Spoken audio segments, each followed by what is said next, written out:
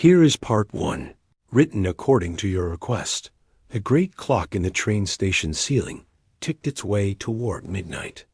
The last express had pulled out half an hour ago, its roar fading into a tunnel, leaving behind a sudden heavy quiet. The hurried footsteps of commuters were gone. The air, which had hummed with 100 conversations and announcements, now felt still and cool. In this quiet, she moved. She was a shadow among the other shadows that lived in the edges of the station. A girl, maybe in her early 20s, with a backpack that had faded from black to a muddy gray. She wore layers of thin jacket over a sweatshirt, both a bit too large. Her hair was tucked under a worn beanie. To anyone who had passed her during the day, she was just part of the scenery. Someone to walk around, eyes sliding away to avoid a direct look. Another lost soul in the city's giant, echoing heart. Her name was Ava, but no one here called her that. She was just her, or that girl. She preferred it that way. Names were for people who belonged somewhere. She belonged to the rhythm of the station, the morning rush, the midday lull, the evening chaos, and finally, this beautiful, empty silence. Her spot was by a pillar, not far from a public piano that someone had donated years ago. The piano was a dark, scuffed upright with a few chipped keys. A small handwritten sign on it read, "Play me."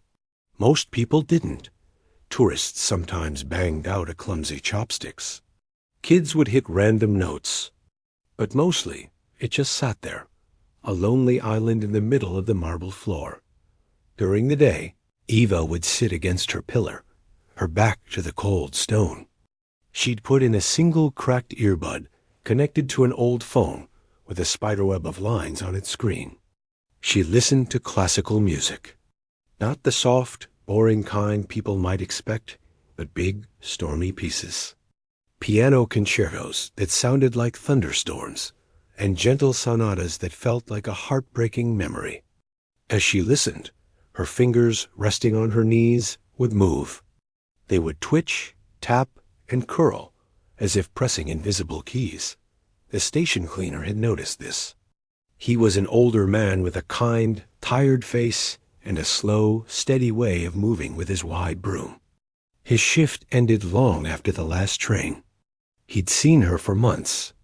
At first, he tried to shoo her away at closing, but she always came back. Then he noticed the music and the fingers. One evening, he was sweeping near the piano when he saw her get up after everyone had left. She walked over to the instrument, not sitting, just standing beside it. Her hand reached out and with one finger pressed middle C. The note hung in the quiet air, pure and clear. She didn't play anything else. She just listened to it fade away, then went back to her spot. The next night, she sat on the very edge of the bench. She played a simple scale up and down. Her hands were stiff, the fingers red from the cold. The notes were hesitant, wrong sometimes. But the cleaner stopped sweeping and leaned on his broom. There was something in the way she touched the keys. It wasn't random. It was careful, like someone touching something very precious and very fragile. Night by night, her private concerts grew. She'd wait until she was sure she was utterly alone, except for the cleaner, who pretended not to watch from a distance. And then she would play Dot. It was on one of these nights that the magic happened. She had been listening to a particular piece all day on her phone, a complicated, emotional work by Chopin. You could see the music churning inside her. When she finally sat at the piano, she took a deep, shaky breath. She closed her eyes, Dot, and then she began Dot. It was not the hesitant scales from before. This was a waterfall of sound. Her hands, which seemed so clumsy holding a paper cup during the day, flew across the keys with a power and grace that made the cleaner's jaw go slack. The music filled the vast, empty station. It swelled up to the high ceiling. It echoed down the empty hallways. It was fierce and sad and beautiful all at once. She wasn't just playing notes. Her whole body was telling a story. Her shoulders rose and fell with the phrases. Her head tilted, listening to the echoes as if they were answering her. When the last note faded, the silence that followed felt different. It was a respectful silence, a full silence. She sat there for a moment, her shoulders slumped, as if the music had taken all her energy. Then she quickly got up, wiped her face with her sleeve, and hurried back to her pillar, curling up small. The cleaner didn't say anything. He just went back to his sweeping, but his heart was pounding. He had worked in this station for 15 years. He'd heard a lot of things from that piano, but he had never, ever heard anything like that. The next day, during his break, he saw her during the busy noon rush. She was invisible again, a still point in the rushing river of people. A well-dressed man bumped into her, spilling a few coins from her cup onto the floor. He didn't apologize, just walked on. She knelt, carefully picking up each coin, her face blank. The cleaner felt a knot of anger in his stomach. They had no idea, not a clue who this girl was, what lived inside her. To them, she was just an obstacle, a piece of human furniture. That's when he remembered the flyer. It was stuck on the station's community board, between an ad for guitar lessons and a lost cat poster. National Spotlight, it shouted in big letters. Open auditions next week. Do you have a talent that will amaze the nation? There was a picture of a shining golden ticket dot. It was a silly show. He'd seen it a few times. Singers, dancers, comedians. Some were good, many were bad. The judges could be mean. It was the last place he could imagine someone like her going. But then he thought of the music in the empty station. He thought of the way the rich sound had made the cold, hard building feel alive. That sound shouldn't just fade into the night air. It shouldn't be a secret for only him and the ghosts of the station to hear. He waited for the quiet of the late evening. He saw her listening to her phone, her fingers tracing patterns on her knee. He walked over, not too close, so as not to scare her. He took the flyer from his pocket and placed it carefully on the piano bench, weighing it down with a small, smooth stone he'd picked up from the floor. He didn't say anything to her. He just went back to his cart and started polishing the trash bin nearby. He saw her glance over. She saw the bright paper on the dark bench. Her eyes narrowed. She looked from the flyer to him. He gave a tiny, almost invisible shrug and kept polishing. After a long minute, she stood up. She walked over to the piano, picked up the flyer, and read it. A harsh, quiet sound escaped her, a laugh with no humor in it. She crumpled the paper into a tight ball in her fist. She turned, ready to throw it into the cleaner's trash cart, with a look of pure scorn. Their eyes met.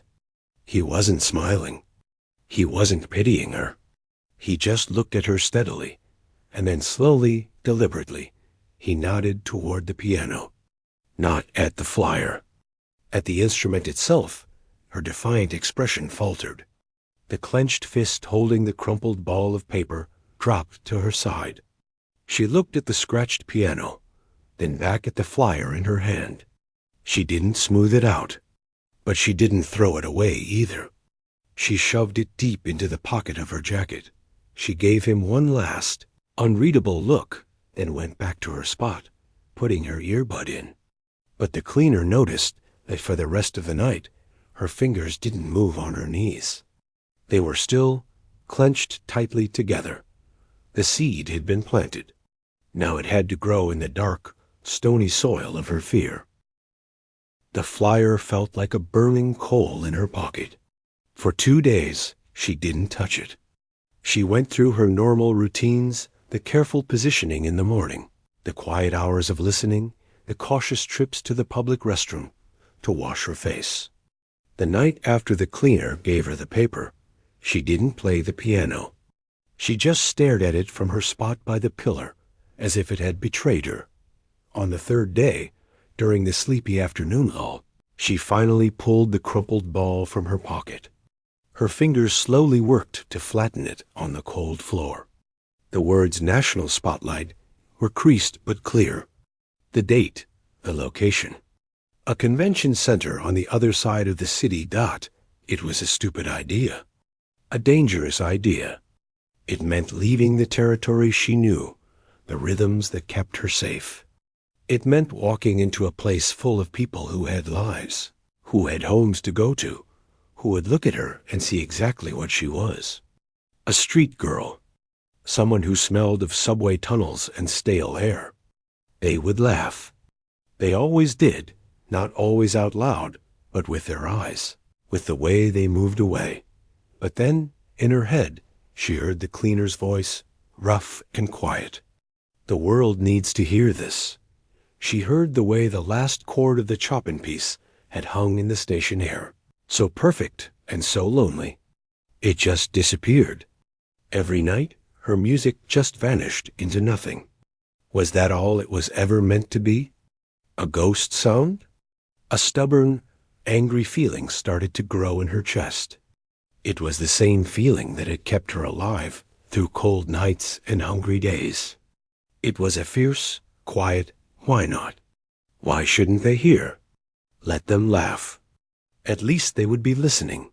The morning of the auditions, she used the last of her coins to get a bus pass. She spent an hour in the station bathroom, trying to make herself look less like what she was. She washed as best she could, using the harsh, pink liquid soap. She wet her hair and combed it with her fingers, tucking it under her beanie. Her clothes were what they were, cleanish, but worn thin at the elbows and knees. She looked at herself in the metal mirror, her face pale and sharp. She didn't look like a star. She looked like someone who was about to make a terrible mistake. The convention center was a world of glass and noise. It buzzed with a frantic energy that was completely different from the station's weary pulse. People were everywhere. Teenagers with guitars, twice their size. Dance groups stretching in matching outfits, their laughter loud and bright. Singers running through scales, their voices clashing in the air. There were mothers with shiny-eyed little kids in frilly dresses, old men with harmonicas, and groups of friends holding hands for courage. And then there was her Dot. She moved through the crowd, like a fish going upstream. The feeling of eyes on her was a physical weight. She saw people glance and look again, their smiles fading into confusion or pity. A girl in a sparkly top actually pulled her friend closer as she walked by. She heard a snippet of whisper, "Lost or something." Her face grew hot. She wanted to turn around, to run back to the quiet, grimy safety of her station, but she had given her fake name at the door. Station, she had mumbled to the woman with the clipboard, who had typed it in without looking up.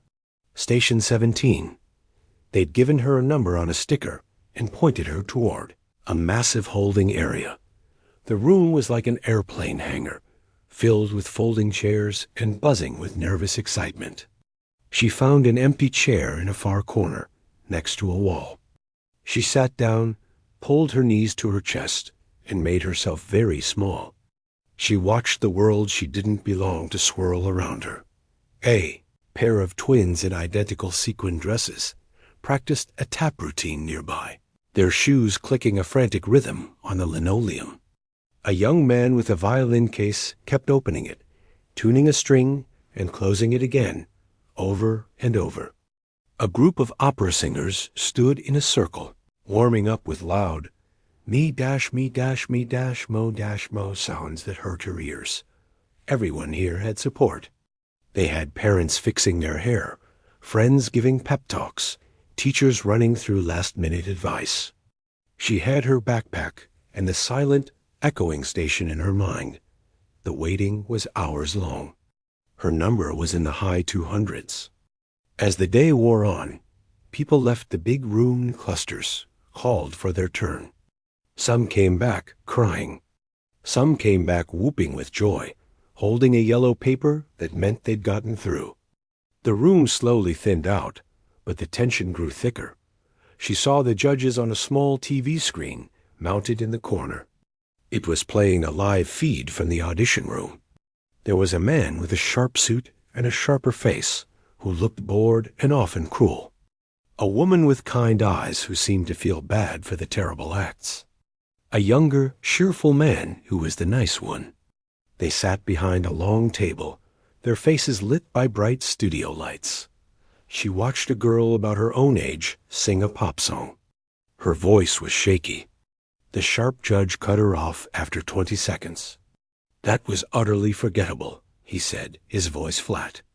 The girl on screen crumpled, her face collapsing as she walked off. In the holding room, a collective groan went up. Her stomach turned to ice. What was she doing here? This was a circus.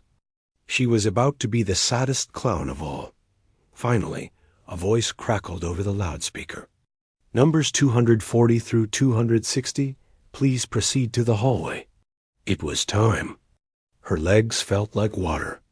She stood up, her joints stiff from sitting so long. She followed the group into a narrow, crowded hallway outside the actual audition room. They were packed in, shoulder to shoulder. The girl in the sparkly top from earlier was right in front of her. She turned, smelled the air near her, and made a subtle, disgusted face, turning quickly back around and whispering to her friend. The friend glanced back, and a tiny, mean smile touched her lips. The laughter wasn't loud. It was there, in the exchanged looks, in the way people subtly shifted away, creating a tiny bubble of empty space around her in the crowded hall. It was in the raised eyebrows of a mother who pulled her child a little closer. It was the most lonely sound in the world. The door to the audition room opened. A boy with a didgeridoo walked out, looking dazed. A production assistant with a headset looked at her clipboard. "Station 17? You're next." The hallway went quiet for a second. People stared at the number on her chest, then at her face. Someone at the back snorted. "Station? What's that, your job?" A few muffled giggles followed. Her face was on fire. Her hands were freezing. She felt like she might be sick right there, on the polished floor. This was the mistake she knew it would be. Every instinct screamed at her to run, to push past them all, and never look back. But then she thought of the piano in the empty station. She thought of the cleaner, nodding in the quiet dark. She thought of the music that lived inside her, the only thing she truly owned. If she ran now, that music would forever be a secret, a shame. And she was tired of being ashamed. She took a deep, ragged breath that shook her whole body. She didn't look at the smirking faces. She looked straight ahead at the open doorway, where blinding white light spilled out into the dim hall. She walked forward. The whispers and snickers felt like little stones hitting her back. She crossed the threshold. The room was smaller than it looked on TV, and the lights were painfully bright. The 3 judges sat behind their table, looking tired. It was the end of a long day. The sharp judge was scribbling on a notepad, not even looking up. The kind woman was sipping water. The cheerful one was leaning back in his chair, rubbing his eyes. She stood there, alone on the wide, empty mark on the floor in front of them. The door clicked shut behind her, sealing her in. The silence was heavy and expectant. The sharp judge finally glanced up. He looked her up and down the beanie, the worn jacket, the old jeans, the scuffed boots. His expression didn't change, but a flicker of weary impatience passed through his eyes. He saw another waste of time. "And what's your name, love?" he asked, his voice dry as dust. Her mouth was so dry, her tongue stuck to the roof. She tried to speak, but only a cough came out. She cleared her throat, a rough, ugly sound in the quiet room. "Station," she whispered. "Station 17. The cheerful judge leaned forward, trying to be encouraging. "Station 17? Is that a band? Where are you from?" She just shook her head, unable to form words. The sharp judge sighed. a long, slow release of breath. All right. Station 17. And what will you be treating us to today? She looked past them to the side of the room. There it was. A grand piano, black and shiny as a deep pool of oil. It was the most beautiful, terrifying thing she had ever seen. She pointed a trembling finger towards it. You play piano? The kind woman asked, her voice softer. The girl nodded. Okay, the sharp judge said, sounding entirely unconvinced. He gestured with his pen. The stage is yours. Whenever you're ready. He didn't say, good luck. He just went back to his notepad, already half dismissing her. She walked to the piano. Her footsteps echoed. Every eye in the room was on her back. She could feel the bored judgment of the judges, the impatient gaze of the camera operators. She reached the bench. She looked at the keys, so clean and perfect. They were nothing like the chipped, yellowed keys of her station piano dot. She sat down. The bench was too high. She adjusted it clumsily, the sound loud in the silence. A small, awkward sound. She heard the sharp judge tap his pen once on the table. She placed her hands in her lap, staring at the keys. She could feel the laughter from the hallway still clinging to her. She could feel the cold of the station floor, the ache of constant hunger, the weight. The first note was wrong. A single, clumsy, flat sound that seemed to die as soon as it was born. In the silence of the room, it echoed like a door slamming shut. The sharp judge didn't look up from his notepad. He just gave a tiny shake of his head, as if a prediction had just been confirmed. The cheerful judge tried to keep a polite smile on his face, but it looked strained. The kind woman watched the girl's back, seeing the tense line of her shoulders, and felt a pang of sadness. This was going to be painful. They should probably stop it soon, to be kind. The girl at the piano heard the bad note too. It jolted her. For a second, the bright lights and the watching eyes rushed back in. Panic, cold and sharp, started to climb up her throat. This was the mistake. This was the public failure she had feared. She wanted to pull her hands back, to curl them into fists and run from the room. But then, her fingers, almost by themselves, found the keys again. They brushed against them, not to press, but just to feel the smooth, cool surface. It was a familiar feeling. It was the feeling of her station piano after midnight. It was the feeling of the only friend that had never left her. She took a breath, deeper this time. She let her eyes close completely. She didn't just close them to the room. She pushed the room away. She imagined the sounds of the station, not the crowds, but the late-night sounds. The hum of distant electricity, the drip of a tap from a bathroom, the soft shush-shush of the cleaner's broom far away. She imagined the smell of concrete and old dust. Her hands settled. And then they began to move. Started simply. A few slow searching notes. A gentle, questioning melody. It was like someone waking up from a long, hard sleep. It was hesitant, fragile. On the judge's table, the sharp judge finally put his pen down, not out of interest, but out of a sort of resigned patience.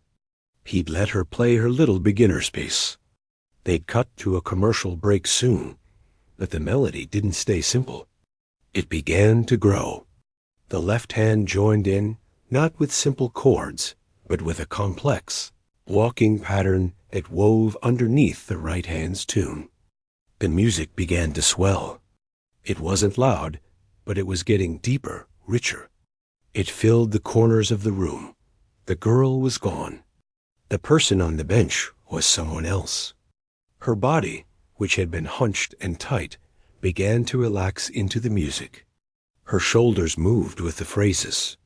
Her head tilted slightly, as if she were listening to a voice only she could hear, answering it with her fingers. The cheerful judge's polite smile faded. His eyebrows went up. He leaned forward, resting his elbows on the table. This wasn't chopsticks. This was real. The music kept building. It was Chopin's Ballade, a storm of a piece. It had gentle, heartbreakingly beautiful moments that felt like remembering a lost happiness. And then it had passages of pure, roaring fury that sounded like a fight against the whole world. Her hands were a blur. They flew across the keys with a speed and precision that seemed impossible for those thin, reddened fingers. The powerful chords weren't just heard. They were felt in the floor. The delicate, running notes glittered in the air like falling water. The sharp judge was now perfectly still. He wasn't looking at his notes. He was staring at her.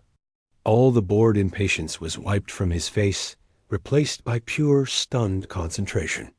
His professional ear, which had heard 1,000 auditionees, knew what he was hearing. This wasn't just good. This was a level of skill, of controlled power and emotional depth that was rare. This was world class, but it was more than skill. As the piece poured out, the room changed. The bright TV lights seemed to grow softer. The sterile air felt charged. The music was telling a story, and everyone in the room was hearing it, even if they didn't know the notes. They heard loneliness in the quiet, wandering passages. They heard defiance in the crashing chords. They heard a deep, aching sadness in the slow, singing melodies. And then they heard a fragile, desperate hope, fighting its way up through all the noise. The kind woman judge felt a tightness in her chest. She wasn't just hearing a piano piece. She was seeing a life. The girl's worn jacket, her defensive posture when she walked in, the way she almost couldn't speak it, all clicked into place with the music. This wasn't a performance. This was a soul being laid bare, right there on the stage. A tear escaped from the corner of her eye and traced a slow path down her cheek. She didn't wipe it away. The cheerful judge had his hand over his mouth. His eyes were wide. He looked from the girl's flying hands to the faces of his fellow judges, and back again. He was a musician himself. He knew the sheer, brutal difficulty of what she was playing. To play it with this much technical command was one thing. To play it with this much raw, unfiltered feeling was something else entirely. It was like watching someone bleed sound. The camera operators, who had seen everything, zoomed in. One camera focused on her face. Her eyes were still closed.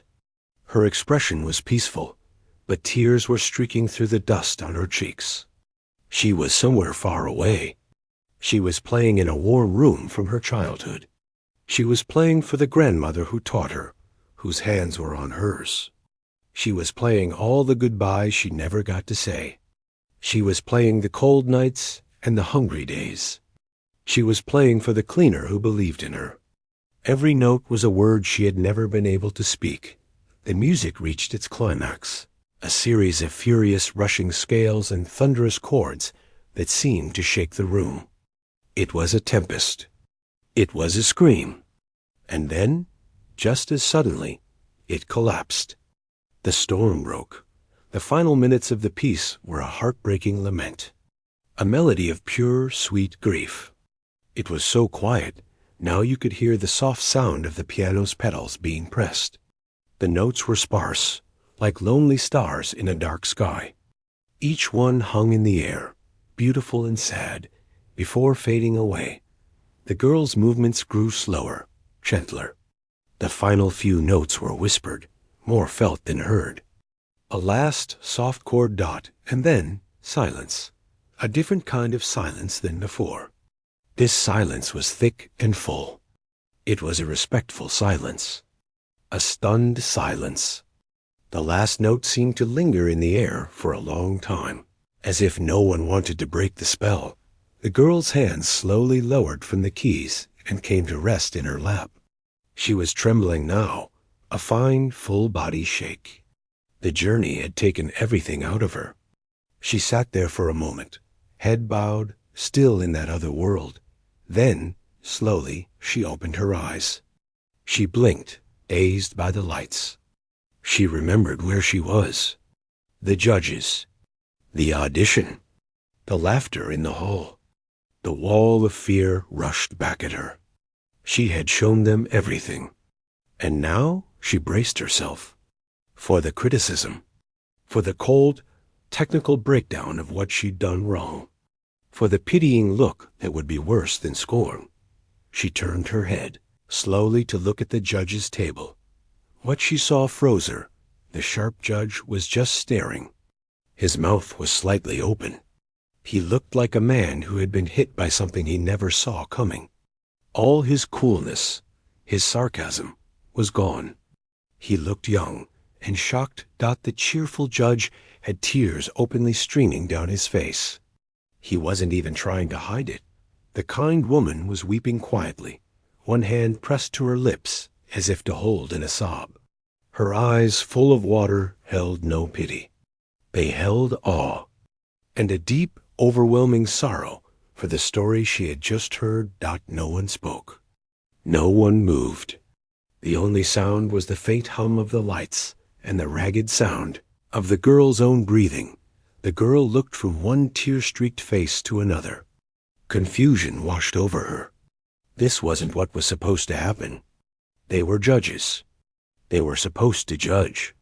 They weren't supposed to feel. The sharp judge was the first to try and find his voice. He cleared his throat, but the sound was rough, broken. He tried again. He looked down at his blank notepad, then back up at her. That, he began, then stopped. His voice was thick, unrecognizable. He shook his head as if to clear it. That was not a performance. He paused, searching for the right words, his famous sharp tongue failing him completely. That was a confession. The silence stretched on, heavy and warm, like a blanket that had settled over the room. The judges just looked at her. The girl looked back, her mind a blank white noise of confusion. She had braced for a blow, and instead found this quiet, this feeling she didn't have a name for. The sharp judge finally found his voice again. It was softer now, stripped of its usual edge. Where? He started, then stopped, shaking his head slightly, as if the question wasn't right. He tried again. How did you learn to play like that? The question hung in the air. It wasn't a judge's question. It was a human one. The girl opened her mouth, but no sound came out. Her throat had closed up tight. All the words she never spoke were piled up inside, a tangled mess. She looked down at her hands, resting in her lap. They were still trembling. She could see the faint, permanent grime under her nails, the small scars and rough skin. She saw the ghost of her grandmother's hands, pale and elegant, guiding her small, clumsy fingers on a different piano. In a sunlit room that smelled of wax and flowers. The kind woman judge leaned forward, her voice a gentle murmur that seemed to reach across the space. Take your time, she said. There's no hurry. That kindness, so simple and direct, was the key. It unlocked something. The girl took a shaky breath that hitched in her chest. My grandma, she whispered. The words were rusty, unfamiliar on her tongue. She taught me. Since I was little. She stopped, the memory a sharp pain. The judges waited. The cameras, which had been still, zoomed in a little closer, not intrusively, but carefully. She was a teacher. Piano. The girl's voice grew a tiny bit stronger, lost in the memory. Our house. It was always full of music. It was. Warm. She wrapped her arms around herself, a subconscious gesture. The audition room was warm, but she was remembering a different kind of heat. She said I had the gift. She said I could feel the music, not just play it. She looked up, her eyes distant, seeing past the bright lights. I got into a school, a special one, for music. A flicker of pride, quickly drowned. It was all I did.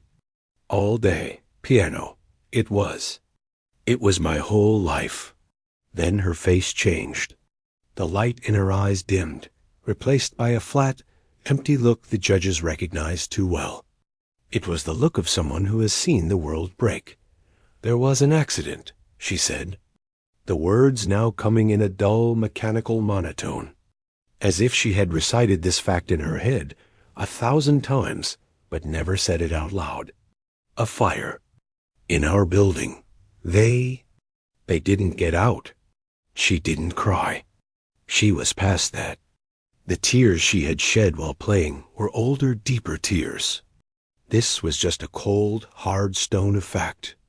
"I was at school, practicing. I came home and it was gone." The cheerful judge let out a small, choked sound and looked down at the table. "After that?" The girl shrugged, a hopeless little movement. "There was no one, no money. The school couldn't keep me for free. I stayed with someone for a while, but it didn't work." She didn't elaborate. The judges could imagine. A system that failed. A kid falling through the cracks. "I just started moving. Then I stopped. The station? It's dry. And it has the piano." She said it so simply. "It has the piano." As if that explained everything. And to her, it did. The piano wasn't an instrument. It was an anchor. It was the last piece of that warm, sunlit room. It was her grandmother's voice. "I play at night," she continued, her voice almost a whisper again. "When it's quiet. When no one is there. It's how I talk to her. It's how I remember what it felt like. To belong somewhere." The kind woman was crying openly now, not bothering to wipe the tears away.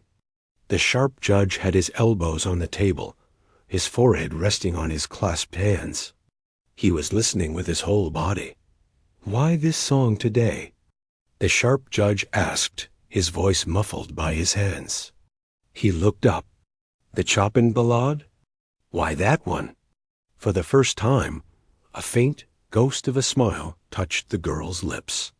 It was gone in a second. It was her favorite, the one she was teaching me when... She trailed off. "I play it to get it right. For her. I play it until I think she would be proud."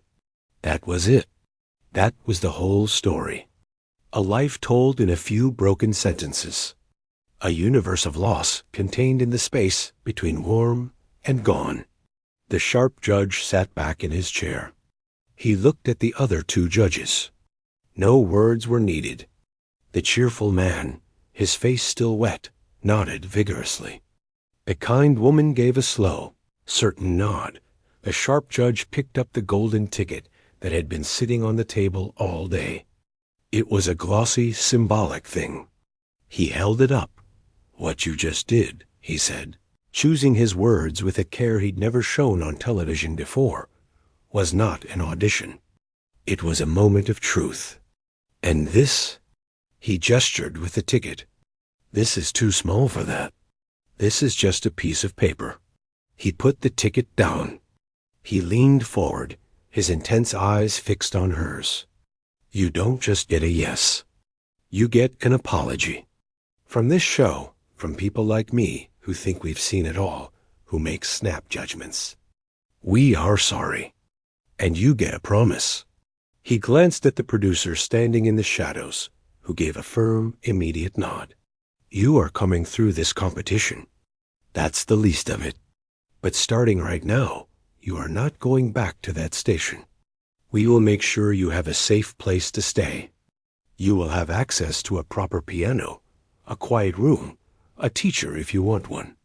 You will have what you need to. Just be. And to play." The girl stared at him. The words were too big, too fast. They swirled around her like leaves in a wind. A safe place. A proper piano. It was everything she had secretly dreamed of for years, whispered into the dark of the station. But it was also terrifying. The station was her cage, but it was a cage she knew. She stammered. "I don't. I have my things." We'll get them, the kind woman said gently. Someone will go with you. You don't have to do anything alone right now. The reality of it began to press down on her. The weight of the long, lonely years felt suddenly heavier because they might be ending. And ending something, even something horrible, is its own kind of shock. Her breath started coming in short, sharp gasps.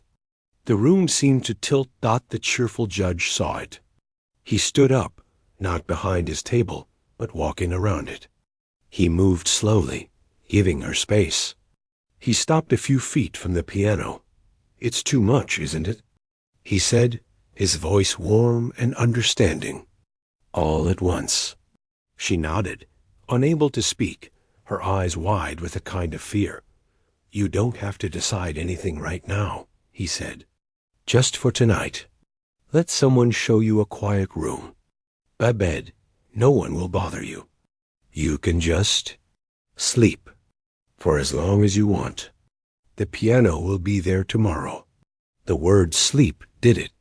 The thought of a real bed, a door that locked, a silence that wasn't broken by the footsteps of strangers or the rumble of trains. It was a physical ache. She looked from his kind face to the ticket on the judge's table. It wasn't about the competition. She understood that now. The ticket was just a key to a door she had been sitting outside for a very long time. Slowly. She nodded again. It was a small movement. But it changed everything. The judges let out a collective breath they didn't know they were holding. The kind woman stood up too, coming around the table. Let's go somewhere quiet, she said. Just you and me. We'll have a cup of tea.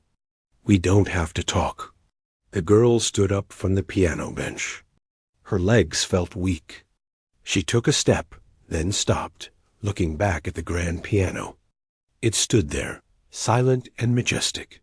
It had been her bridge from one world to another. She gave it a final, small nod of thanks.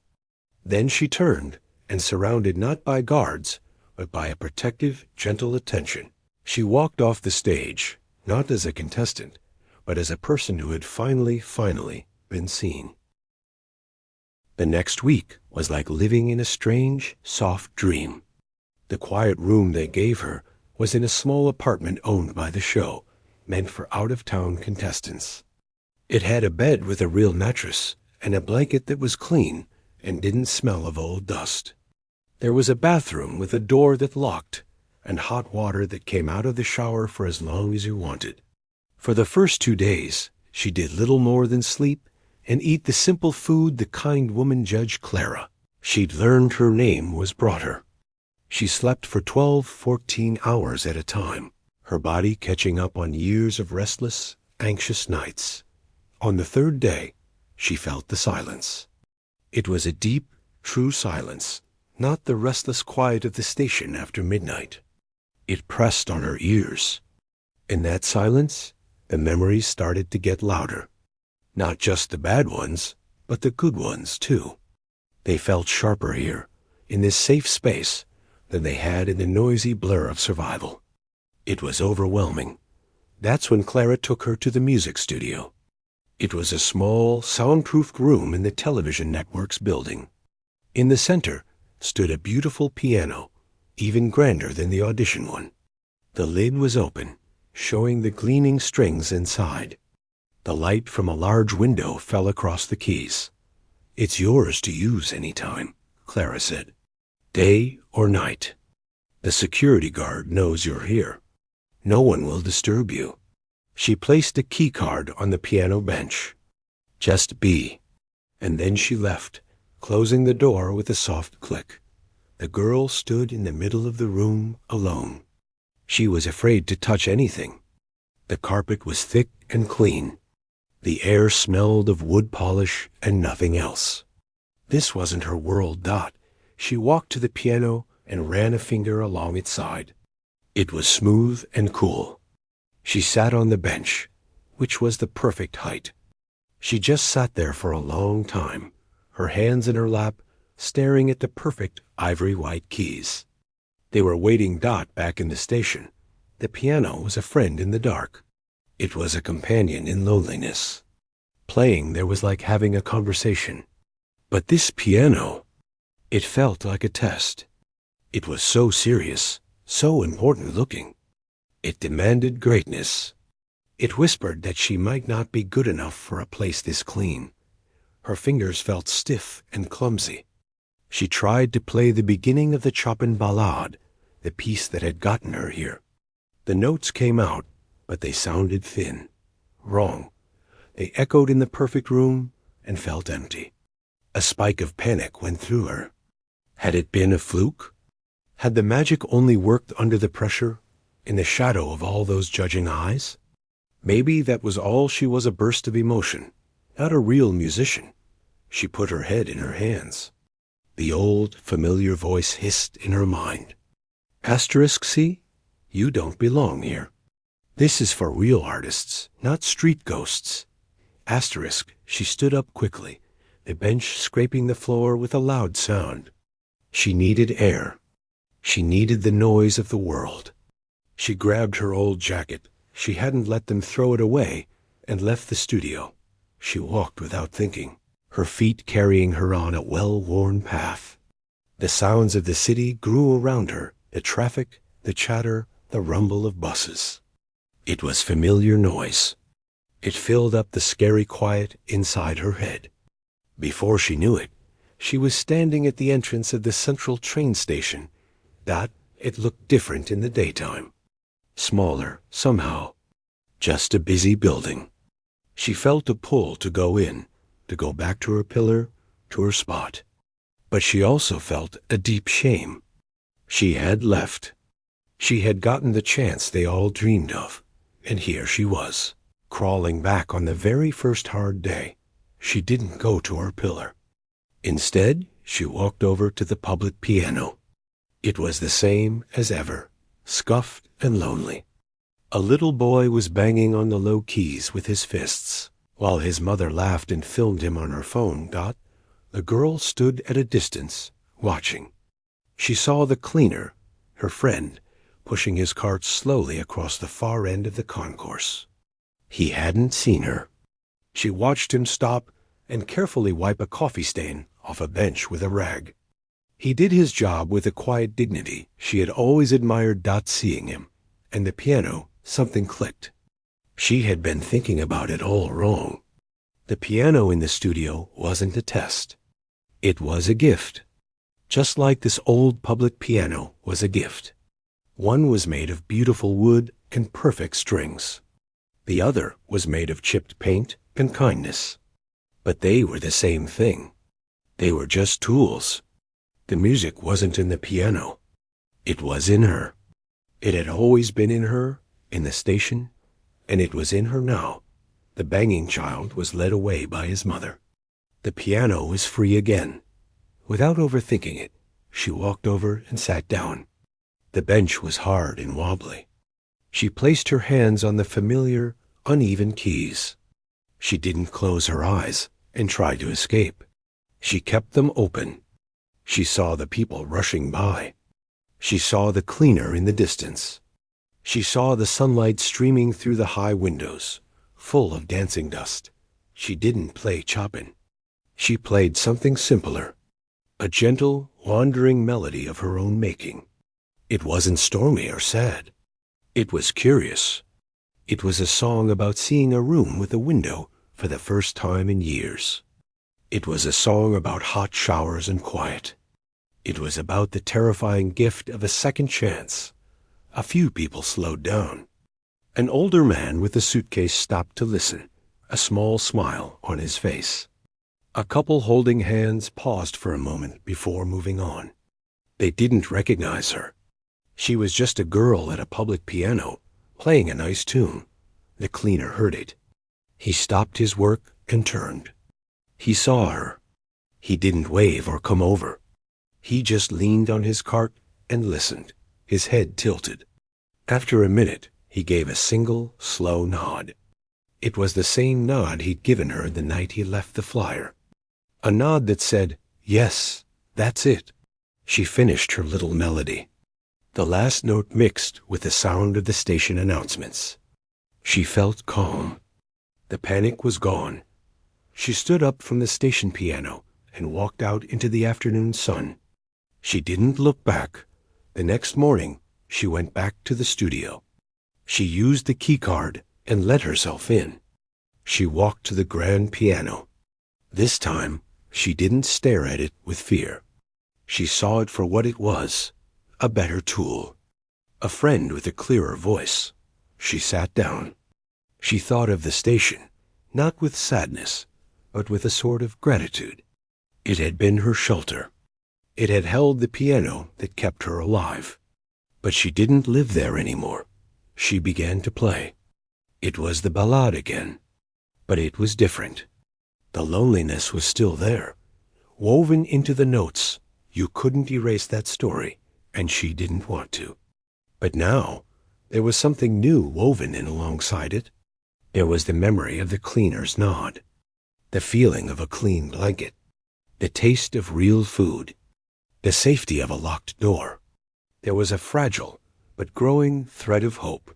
The music was still powerful. It was still technically breathtaking. But now, it wasn't just a cry from the depths. It was a cry that had been heard, and a voice that was starting to answer.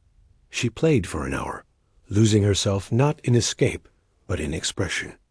When she finished, her hands rested gently on the keys. She felt tired, but a good tired. The kind that comes from work, not from struggle. She knew the competition was coming. The next round, the cameras, the performances. But for the first time, it didn't feel like a terrifying mountain to climb. It felt like a path. She wasn't sure where it led. Maybe she would win. Maybe she would lose next week. It didn't matter as much as she thought it would. What mattered was the keycard in her pocket, the silent, sunlit room, the piano that was hers to play, and the simple, unbelievable fact that for the first time in years, she was not just surviving the long, cold night, she was playing for tomorrow. And tomorrow, she would play again.